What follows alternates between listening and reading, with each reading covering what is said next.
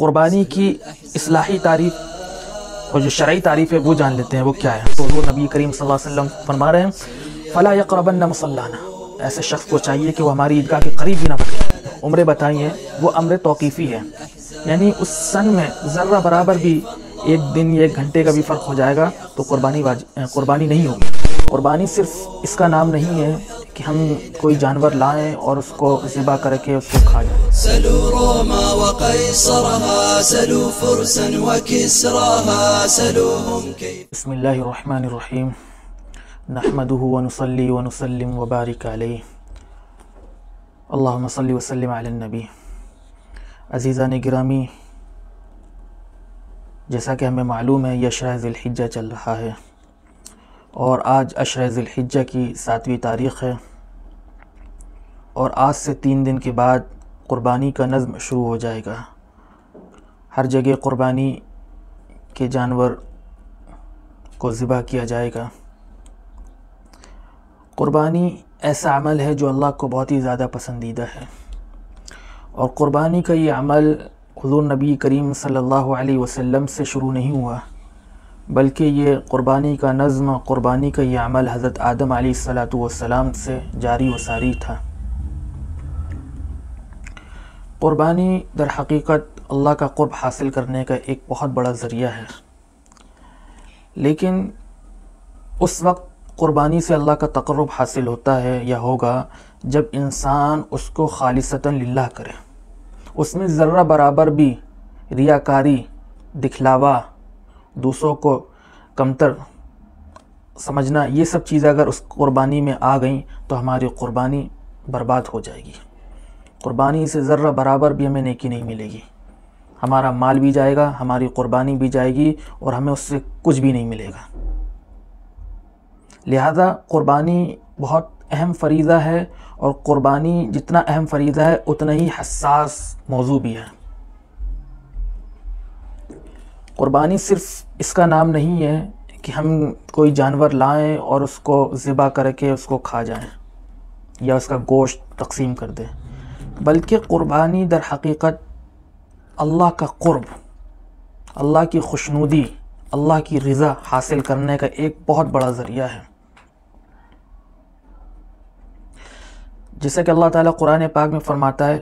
لَن يَنَالَ اللَّهَ لُحُومُهَا وَلَا دِمَاؤُهَا وَلَكِنْ يَنَالُهُ التَّقْوَى مِنْكُمْ، یعنی اللہ تعالیٰ فرما رہے ہیں کہ نہ قربانی کا گوشت پہنچتا ہے اس کو، اللہ کو نہ قربانی کا خون پہنچتا ہے، اللہ کو جو چیز پہنچتی ہے وہ انسان کا تقوی ہے۔ لہذا انسان جتنا قربانی کرتے وقت تقوی اختیار کرے گا، قربانی کے جانور کے سلسلے میں تقوی کو مقدم رکھے گا، وہ چیز اللہ کے یہاں پہنچتی ہے، اسی کی بنیاد پہ اللہ تعالیٰ فیصلے کرتے ہیں۔ لہذا قربانی کو سمجھنے کے لیے قربانی کے چند چیزوں کا بھی جاننا ضروری ہے، قربانی کے چند مسائل کا جاننا بھی ضروری ہے، جس کو مد نظر رکھ کر اگر ہم قربانی کرتے ہیں ہماری قربانی عند اللہ ماجور ہوگی، اور اس قربانی کا صحیح فائدہ ہمیں حاصل ہوگا۔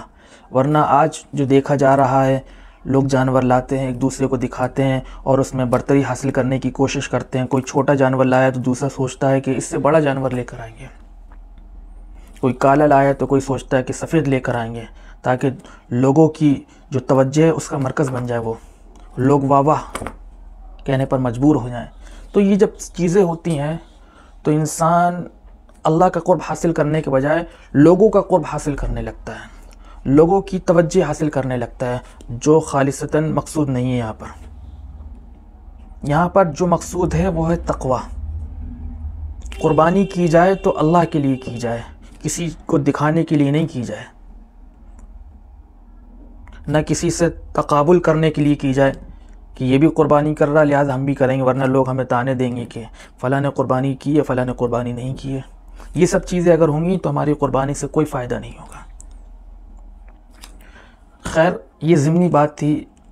لیکن یہاں پر ہم کچھ باتیں ہیں، کچھ مسائل ہیں جو قربانی سے متعلق آپ کے سامنے رکھیں گے، تاکہ قربانی کی افادیت، قربانی کی فضیلت اور قربانی کے جو مسائل ہیں وہ ہم اچھی طرح جان سکیں۔ جن چیزوں کو ہم رکھیں گے اس میں سے ایک چیز تو یہ ہے کہ قربانی کی لغوی تعریف کیا ہے، قربانی کی شرعی تعریف کیا ہے، قربانی کا قرآن سے ثبوت، قربانی کا حدیث سے ثبوت کیا ہے، اور اسی طریقے سے وجوب شرائط قربانی کے لیے کیا ہونا چاہیے وہ بیان کریں گے۔ اور جو سب سے آخر میں اور جو سب سے اہم ہے وہ یہ ہے کہ قربانی کے جانور میں ہونے والے عیوب سے جو نقصانات ہیں وہ کیا کیا ہوں گے، یعنی کس نقص سے اور کس عیب سے قربانی ناجائز ہو جاتی ہے۔ تو یہ تمام باتیں ہیں جو انشاءاللہ ہم آپ کے سامنے رکھیں گے، آپ لوگ اس کو بغور سنیں اور اس پیغام کو آگے تک پہنچائیں۔ تو ہم سب سے پہلے قربانی کی لغوی تعریف جانیں گے۔ قربانی کی لغوی تعریف الموسوعۃ الکویتیہ کے اندر اس طریقے کی لکھی گئی ہے، ما يتقرب به العبد الى ربه سواء كان من الذبائح ام من غیرها، یعنی جس کے ذریعے سے بندہ اپنے رب کا تقرب حاصل کر لے وہ قربانی ہے، یعنی جس کے ذریعے سے بندہ اپنے رب کا تقرب حاصل کر لے وہ قربانی، خواہ وہ ذبح کر کے ہو یا اس کے علاوہ یعنی صدقہ وغیرہ دے کر۔ لیکن ان تمام چیزوں کا حصول اس وقت ممکن ہوگا جب ہماری قربانی میں اخلاص ہوگا، ہماری قربانی میں دکھاوا نہیں ہوگا، تب اس کا اصل فائدہ ہمیں ملے گا۔ ورنہ ہم قربانیاں کرتے رہیں، خون بہاتے رہیں، پیسہ پانی کی طرح بہاتے رہیں، بڑے بڑے جانور لے آئیں اور ہم ریاکاری اور مکاری دکھاوا کر کے ہم قربانی کر رہے ہیں تو ہماری قربانی ہمارے منہ پہ مار دی جائے گی، اس کا کوئی فائدہ نہیں ہوگا، کوئی بینیفٹ ہمیں نہیں ملے گا۔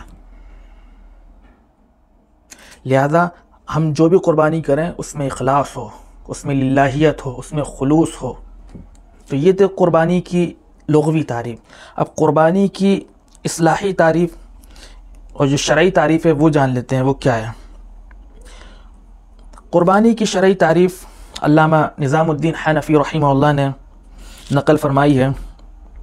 ہی فی الشرع اسم لحیوان مقصون بسن مقصون یذبح بنیت القربۃ فی یوم مخصوص عند وجوب شرائطها وسببها، یعنی شریعت میں قربانی نام ہے مخصوص جانور کا مخصوص عمر کے ساتھ مخصوص دن میں قربت الہی کی نیت کے ساتھ ذبح کرنا۔ یہ قربانی کی شرعی تعریف ہے، اصطلاحی تعریف ہے۔ مخصوص دن میں مخصوص جانور کو مخصوص وقت میں ذبح کرنا، اللہ کی خوشنودی حاصل کرنے کے لیے۔ تو یہ شرعی تعریف ہے قربانی کی۔ لہذا قربانی کے لیے ضروری ہے کہ ذی الحجہ کا دن ہو، یعنی عشرہ ذی الحجہ کا دن پایا جا رہا ہو، مخصوص وقت پایا جا رہا ہو، مخصوص جانور ہو، تب جا کر قربانی ہوگی۔ تو یہ شرعی تعریف تھی۔ اب ہم جانتے ہیں کہ قربانی کا قرآن سے کیا ثبوت ہے۔ ایک تو یہی آیت ہے جو ہم نے پڑھی، لن ینال اللہ لحومها ولا دماؤها ولکن ینالہ التقوی منکم، کہ اللہ تعالیٰ کو نہ گوشت پہنچتا ہے نہ اس کا خون پہنچتا ہے، جو چیز پہنچتی ہے وہ ہے انسان کا تقوی۔ لیکن دوسری ایک اور آیت ہے جس سے قربانی کا ثبوت ملتا ہے، اور وہ ہے فصلی لربک وانحر، فصلی لربک یعنی اپنے رب کا نام لے کر نماز پڑھو، وانحر اور قربانی کرو۔ گرچہ ونحر کے سلسلے میں بعض علماء نے کہا کہ ونحر سے مراد یہ کہ سینے پہ ہاتھ رکھنا، لیکن علامہ ابن کثیر نے جو بات لکھی اپنی تفسیر ابن کثیر کے اندر اور راجح قول جو قرار دیا وہ یہی ہے کہ ونحر سے مراد قربانی کرنا ہے، اور یہی قرین قیاس بھی ہے کہ یعنی اپنے رب نماز پڑھو، اپنے رب کا نام لے کر اس کی عبادت کرو، اور ونحر اور قربانی کرو۔ تو یہ تو قرآنی ثبوت تھا جو میں نے آپ کے سامنے رکھا۔ اور اسی طریقے سے سنن ابن ماجہ کے اندر رسول اللہ صلی اللہ علیہ وسلم نے فرمایا، من وجد ساعتا ولم یضاحی فلا یقربن مصلانا، کہ جو شخص وسعت رکھتا ہو، استطاعت رکھتا ہو قربانی کرنے کی، صاحب نصاب ہو، مالدار ہو، ولم یضاحی اور وہ شخص قربانی نہ کر رہا ہو، یعنی استطاعت بھی ہے، اس کے پاس مال بھی ہے، صاحب نصاب بھی ہے، اس کے باوجود وہ بلا عذر، کوئی عذر بھی نہیں ہے اس کے پاس، ولم یضاحی اور وہ قربانی نہیں کر رہا ہے، تو حضور نبی کریم صلی اللہ علیہ وسلم فرما رہے ہیں فلا یقربن مصلانا، ایسے شخص کو چاہیے کہ وہ ہماری عیدگاہ کے قریب بھی نہ بھٹکے۔ اب آپ اندازہ لگائیے، وہ نبی رحمت جو سراپر رحمت ہو، جو غیروں کو بھی اپنے پاس بٹھالتا ہو وہ ایسے الفاظ کہہ رہے ہوں، اندازہ لگائیے کہ حضور کے غصے کا کیا عالم ہوگا،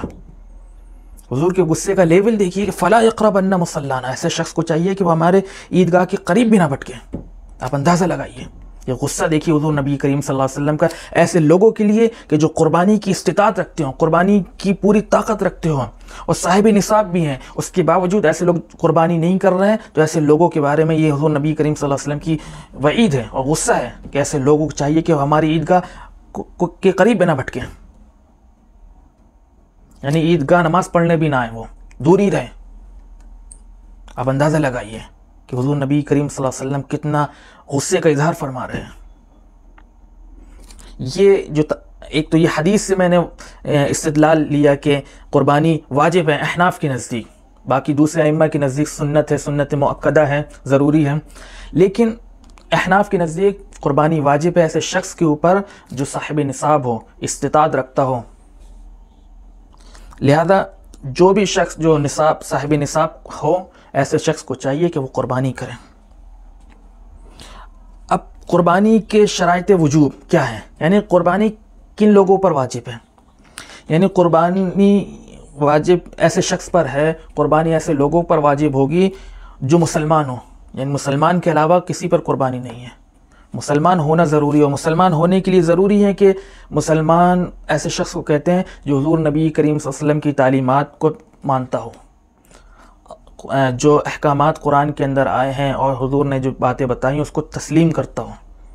جو عقائد آئے ہیں، جو کتاب و سنت میں جو عقائد بیان کیے گئے ہیں ان عقائد کو تسلیم کرتا ہو، ایسے شخص کو مسلمان کہا جاتا ہے۔ مسلمان کہتے ہیں سپرد کر دینے کو، یعنی اپنے آپ کو سپرد کر دیا، اسلام نے جن چیزوں کو کہا اس نے اس کو تسلیم کر لیا، سر خم کر دیا اس کے سامنے، ایسے شخص کو مسلمان کہتے ہیں۔ مسلمان کا مطلب یہ نہیں ہے کہ صرف آپ نے کلمہ پڑھ لیا،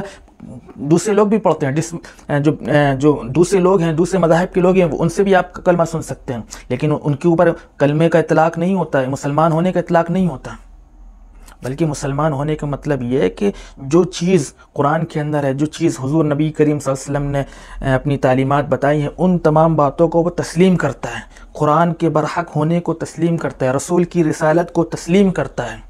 تو یہ چیزیں اگر اس کے اندر ہوں گی تو وہ مسلمان کہلانے کا مستحق ہے۔ مسلمان ہو، مقیم ہو، یعنی مقیم ہونا بھی ضروری ہے،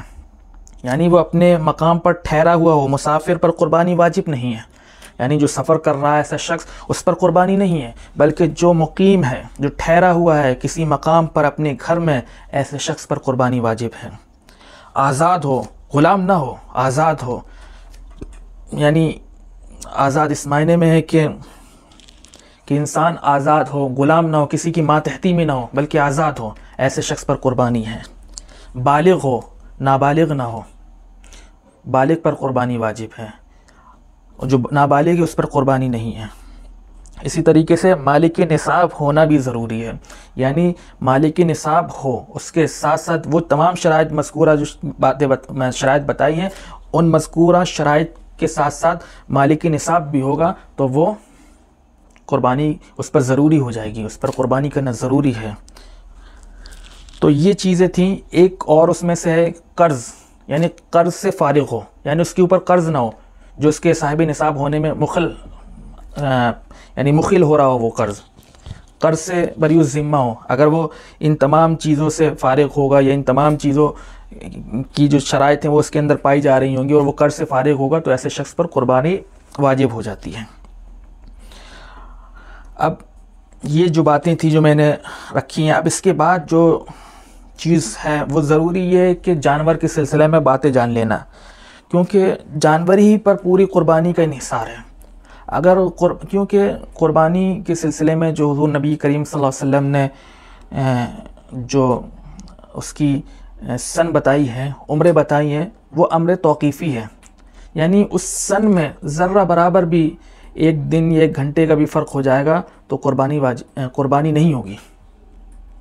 مثال کے طور پر اونٹ یا اونٹنی کم از کم 5 سال، اونٹ اور اونٹنی پر کم از کم 5 سال، گائے، بیل، بھینسیاں وغیرہ کم از کم 2 سال، اور بکری وغیرہ میں کم از کم 1 سال، اور یہ امر توقیفی ہے، یعنی 1 سال سے کم نہ ہونی چاہیے، زیادہ ہو جائے لیکن کم نہیں ہونی چاہیے۔ اب یہ امر توقیفی ہے۔ اب اس کے بعد جانور کو خریدنا، جب انسان جانور کو خریدتا ہے تو خریدتے وقت جانور کو دیکھنا بہت بےحد ضروری ہے، کہیں اس میں کوئی عیب نہ ہو جس کی وجہ سے انسان کی قربانی ضائع ہو جاتی ہے، کیونکہ قربانی در حقیقت ہم اللہ کے لیے کر رہے ہیں، لہذا عیب سے جو نقص ہو جاتا ہے تو اس سے کمی واقع ہو جاتی ہے، اس کی اہمیت گھٹ جاتی ہے جانور کی۔ لہذا جب بھی ہم کوئی قربانی کریں تو اس جانور کو اچھی طرح پرکھ لیں تاکہ اس میں کوئی عیب نہ رہ جائے، کوئی عیب نہ چھپا ہوا ہو، کیونکہ عیب سے جانور میں جو اس کی جو اہمیت ہوتی ہے وہ گھٹ جاتی ہے۔ اب کون کون سے عیب ہیں جن سے قربانی ہوتی ہے اور جن کے ہونے سے قربانی نہیں ہوتی، وہ ہم دیکھ لیتے ہیں کون کون سے ہیں۔ ایک ہے ناک کٹی ہوئی ہو تو ایسی قربانی ناجائز ہے، دانت بالکل نہ ہو یا اتنے زیادہ ٹوٹے ہوں کہ چارہ نہ کھا سکے تو قربانی ناجائز ہے۔ اور اسی طریقے سے آنکھ، ایک یا دونوں آنکھوں سے اندھا ہو تو ناجائز ہے، بھینگا ہو تو قربانی مکروہ ہے۔ سینگ ایک یا دونوں سر کے اندر جڑے ہوئے ٹوٹے یا کاٹ دیے گئے ہوں تو ناجائز ہے سینگ۔ اسی طریقے سے کان، پیدائشی کان یا دم نہ ہو یا ایک کان نہ ہو یا یہ چیزیں 1/3 یا زیادہ کاٹ دی گئی ہوں تو قربانی ناجائز ہو جائے گی۔ اسی طریقے سے پاؤں کٹا ہوا ہو یا ٹوٹا ہوا ہو تو قربانی ناجائز ہو جاتی ہے۔ جلالہ اس جانور کو کہتے ہیں جو غلاظت کھاتا ہو، اگر وہ زیادہ غلاظت کھاتا ہے یعنی اس کے بدن میں بدبو آتی ہے تو ایسے جانور کی قربانی ناجائز ہو جاتی ہے، یعنی جو جانور پیشاب پیتا ہو یا غلاظت کو کھاتا ہو تو ایسے جانور کی قربانی ناجائز ہے۔ اسی طریقے سے اور بھی جو مرض ہیں، ایسا کوئی مرض ہو جو بالکل واضح ہو تو ایسا مرض اگر اس کے اندر پایا جائے گا تو اس سے بھی قربانی ناجائز ہو جاتی ہے۔ اور اسی طریقے سے آپ کے خصی سے کوئی فرق نہیں پڑتا، خصی سے قربانی جائز ہے۔ اور اسی طریقے سے اور بھی عیوب ہیں جو بالکل ظاہر ہیں، آنکھ بالکل خراب ہو گئی ہو یا کان کٹے ہوئے ہوں یا اسی طریقے سے پیر خراب ہو، لنگڑا ہو، بہت ہی زیادہ چل نہیں سکتا ہو، اس طریقے کے اگر عیوب پائی جائیں گے تو قربانی میں فرق پڑتا ہے، قربانی ناجائز ہو جاتی ہے، قربانی اس سے نہیں ہوتی ہے۔ لہذا ان تمام چیزوں کو چاہیے کہ ہم اس کا بغور جائزہ لے لیں جانور کو خریدتے وقت، تاکہ ہماری قربانی میں کوئی خلل واقع نہ ہو۔ بس یہ باتیں تھیں جو آپ کے سامنے عرض کرنی تھی، اس کے علاوہ بھی اور باتیں جو انشاءاللہ وقتاً فوقتاً آپ کے سامنے رکھتے رہیں گے۔ یہ کچھ اہم باتیں تھیں جو میں سمجھ رہا تھا کہ یہ رکھنی چاہیے آپ کے سامنے، تو میں نے یہ تمام باتیں آپ کے سامنے رکھ دی ہیں وضاحت کے ساتھ۔ بس اللہ سے دعا ہے کہ اللہ تعالیٰ میں کہنے سے زیادہ عمل کی توفیق عطا فرمائے۔ وآخر دعوانا ان الحمدللہ رب العالمین، والسلام علیکم ورحمۃ اللہ۔ سلوا روما وقيصرها، سلوا فرسا وكسراها، سلوا